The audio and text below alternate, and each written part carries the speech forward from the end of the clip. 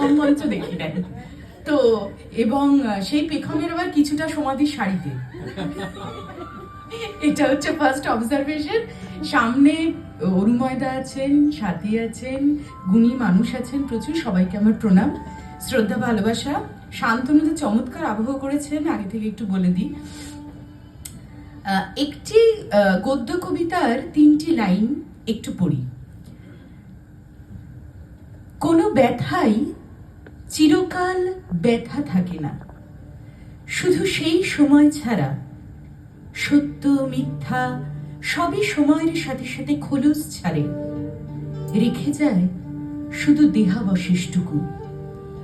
আমাদের সীমিত ক্ষমতায় আমরা মানুষ হয়ে উঠলেই যথেষ্ট, ঈশ্বর হওয়া আমাদের সাজে না।